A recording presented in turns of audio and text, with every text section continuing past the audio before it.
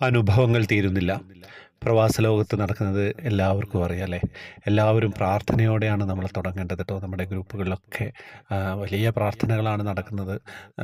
ഈ ചാനൽ കാണുന്ന എല്ലാവരും കമൻറ്റ് ബോക്സിൽ നിങ്ങളുടെ പ്രാർത്ഥനകൾ എഴുതുക കേട്ടോ.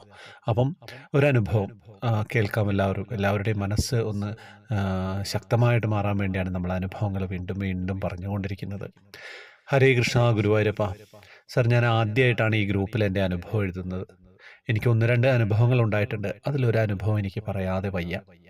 ഞാൻ ഈ എഴുതുന്നതിൽ എന്തെങ്കിലും തെറ്റുകുറ്റങ്ങൾ ഉണ്ടെങ്കിലും ക്ഷമാപണം നടത്തട്ടെ. ആദ്യം തന്നെ എൻ്റെ പേര് സുമംഗല. എൻ്റെ ഭർത്താവ് മരിച്ചിട്ട് 22 വർഷമായി. എനിക്കൊരു മോളാണുള്ളത്. അവളുടെ പേര് കൃഷ്ണ. അവൾക്ക് ഇപ്പോൾ 24 വയസ്സായി. അവൾ MA ഇംഗ്ലീഷാണ് പഠിച്ചിരിക്കുന്നത്. ഞാൻ ചേലക്കരയിലാണ് താമസിക്കുന്നത്. ഗുരുവായൂർ പോവുക എന്ന് പറഞ്ഞാൽ ഭയങ്കര സന്തോഷമാണ്. ഞാനും ചേച്ചിയും ചേട്ടത്തി അമ്മയും കൂടിയാണ് കഴിഞ്ഞ 2 മാസം മുൻപ് ഗുരുവായൂർ തൊഴാൻ പോയത്. എൻ്റെ മകൾ സെപ്റ്റംബർ 12-ാം തീയതി ദുബായിൽ പോയി. അവളുടെ ചെറിയച്ഛനാണ് കൊണ്ടുപോയത്. ഒരുപാട് പൈസ കടം വാങ്ങിയാണ് അവളെ പറഞ്ഞയച്ചത്. ഒക്ടോബർ, നവംബർ, ഡിസംബർ മാസം ഒന്നും ജോലിയായില്ല. വിസ പുതുക്കാൻ വീണ്ടും പൈസ കടം വാങ്ങി ചെയ്തിട്ടും ഒരുപാട് ഇൻ്റർവ്യൂ അറ്റൻഡ് ചെയ്തിട്ടും അടുത്ത് വരെ എത്തിയിട്ടും ഒന്നും കിട്ടിയില്ല. ആകെ നിരാശയായി. എനിക്കും മകൾക്കും കൊണ്ടുപോയ ചെറിയച്ഛനും അതിലേറെ വിഷമം. കുട്ടി വിളിക്കുമ്പോൾ ഒക്കെ കരയും. എൻ്റെ സങ്കടം കണ്ടിട്ട് അനിയൻ്റെ ഭാര്യയും അമ്മയും പറയും, ഗുരുവായൂരപ്പൻ കൈവിടില്ല, ഞങ്ങൾ കാണുന്നുണ്ടല്ലോ അദ്ദേഹത്തെ വിളിക്കുന്നത്, ഉറപ്പായിട്ടും ആള് കൂടെ ഉണ്ടാവും. അത് കേൾക്കുമ്പോൾ നല്ല സമാധാനം കിട്ടും, ഒപ്പം ആത്മവിശ്വാസവും. എൻ്റെ കണ്ണൻ ഞങ്ങളെ കാണും. ഞാൻ 2 നേരവും വിളക്ക് വെച്ച് നാമം ജപിക്കും. അങ്ങനെ ഇതിലുള്ള ഒരു മാഡം ഒരു അനുഭവം പറഞ്ഞത് കേട്ടു. അവർ കണ്ണനോട് പറയാനുള്ളത് എഴുതുമെന്നും അവർക്കതിൽ ഗുണാനുഭവം ഉണ്ടായെന്നും. അത് കേട്ടപ്പം എനിക്കും തോന്നി കണ്ണനോട് എൻ്റെ സങ്കടങ്ങൾ പറയുന്നതോടൊപ്പം എൻ്റെ സങ്കടം എഴുതി തൃക്കാൽക്കൽ സമർപ്പിക്കണമെന്ന്.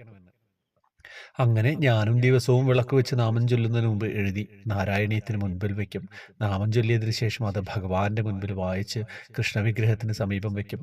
അങ്ങനെ ആ മാസം ഗുരുവായൂർ പോയപ്പോൾ ഞാൻ ഈ എഴുതി വെച്ചത് സമർപ്പിക്കാൻ കിഴക്കേ നടയിൽ ചെന്നു. അവിടെ ഉച്ചപൂജ കഴിഞ്ഞ് നട അടച്ചിരിക്കുകയായിരുന്നു. അവർ രണ്ടുപേരും ക്യൂവിൽ നിന്നു. ഞാൻ എഴുതിയത് ഭഗവാന് സമർപ്പിക്കാൻ കിഴക്കേ നടയിലെ ഭണ്ഡാരപ്പെട്ടിയുടെ അടുത്ത് ചെന്നു. കണ്ണുനീരോടെ ഭഗവാനോട് പറഞ്ഞു, കണ്ണാ, എൻ്റെ കുഞ്ഞ് ഇത്രയും കഷ്ടപ്പെട്ട് അവിടെ ചെന്നിട്ട് ഒരു ജോലി കിട്ടാൻ ബുദ്ധിമുട്ടുന്നു. കണ്ണാ, കൈവിടല്ലേ. എൻ്റെ മകൾക്ക് എത്രയും പെട്ടെന്ന് ജോലി കിട്ടി എന്നുള്ള സന്തോഷ വാർത്ത കേൾക്കാൻ ഉള്ള ഈ ഭാഗ്യം ഈ അമ്മയ്ക്ക് തന്ന് അനുഗ്രഹിക്കാൻ കൃപയുണ്ടായാലും കണ്ണാ എന്ന് പ്രാർത്ഥിച്ചു നിൽക്കുമ്പോൾ എൻ്റെ കഴുത്തിനിടയിലൂടെ ഒരു മയിൽപ്പീലിൽ തഴുകി കടന്നു പോയിട്ടോ. കണ്ണടച്ച് പ്രാർത്ഥിച്ച് എഴുതിക്കൊണ്ട് വന്നത് സമർപ്പിക്കുന്നത് എനിക്ക് തോന്നിയതാണോ എന്നൊരു സംശയം. അപ്പോൾ വീണ്ടും മയിൽപ്പീലി എൻ്റെ കഴുത്തിലൂടെ തന്നെ ഒരു പ്രാവശ്യം കൂടി തഴുകി കടന്നുപോയി. അപ്പോൾ ഞാൻ തിരിഞ്ഞു നോക്കി. എൻ്റെ കൃഷ്ണ, എന്താ ഞാൻ പറയണ്ടേ, ഒരു കൊച്ചുകുട്ടി 2 കുഞ്ഞരിപ്പല്ലുകൾ കാട്ടി എന്നെ നോക്കി ചിരിക്കുന്നു. ആരോ എടുത്തു നിൽക്കുകയാണ്. പക്ഷേ എടുത്തു നിൽക്കുന്ന ആളെ എനിക്ക് കാണാൻ കഴിഞ്ഞില്ല. കാരണം അത്ര ഭംഗിയുള്ള ചിരിയായിരുന്നു ആ കുഞ്ഞിൻ്റെ. അവൻ്റെ കയ്യിൽ ഒരു മയിൽപ്പീലിയുണ്ട്. സത്യം പറഞ്ഞാൽ എനിക്ക് എന്താ ചെയ്യേണ്ടതെന്നറിഞ്ഞില്ല. ഞാൻ ആ താടി പിടിച്ച് ഉമ്മ വെച്ചു. അപ്പോഴും ആ കുട്ടി എന്നെ നോക്കി ചിരിക്കുന്നു. ഞാൻ പെട്ടെന്ന് തിരിഞ്ഞ് നടയിലേക്കൊന്ന് നോക്കി.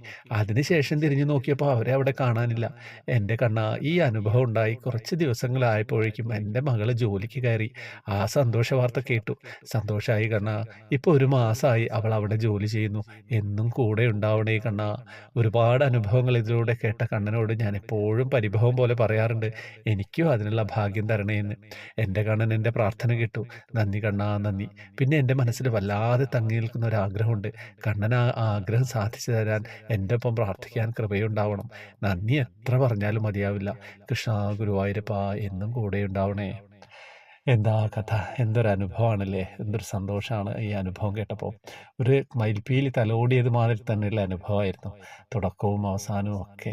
ജീവിതം അങ്ങനെയാണല്ലേ. നമ്മൾ പ്രതിസന്ധികളിലൂടെയാണ്. എല്ലാവർക്കും പ്രതിസന്ധിയുണ്ട്. പണക്കാരനായാലും പാവപ്പെട്ടവനായാലും ആർക്കായാലും പ്രതിസന്ധിയില്ലാത്ത ആളുകളില്ല. അപ്പോഴൊക്കെ നമ്മളറിയാതെ വിളിക്കും, കൃഷ്ണ ഗുരുവായൂരപ്പ രക്ഷിക്കണേ ഭഗവാനേ എന്നില്ലേ. നിങ്ങളും അങ്ങനെയല്ലേ. എല്ലാവരും അങ്ങനെയാണ്. അപ്പം ഈ യുദ്ധഭീതിയിൽ നിൽക്കുന്ന പ്രവാസ ലോകത്തുള്ള നമ്മുടെ പ്രിയ സുഹൃത്തുക്കൾക്ക് വേണ്ടി നമുക്ക് എല്ലാവർക്കും പ്രാർത്ഥിക്കാം. വാട്സപ്പ് ഗ്രൂപ്പിലേക്ക് വരുന്നവർക്ക് വരാം, ജോയിൻ ബട്ടണിലൂടെ വരണം. നമ്മൾ സമാന പദ്ധതികളൊക്കെ ആയിട്ട് മുന്നോട്ട് പോയിക്കൊണ്ടിരിക്കുകയാണ്. ഹരേ കൃഷ്ണ. ഫേസ്ബുക്കിൻ്റെ കമൻറ്റ് ബോക്സിൽ ഡീറ്റെയിൽസ് ഉണ്ടാവും. ഹരേ കൃഷ്ണ.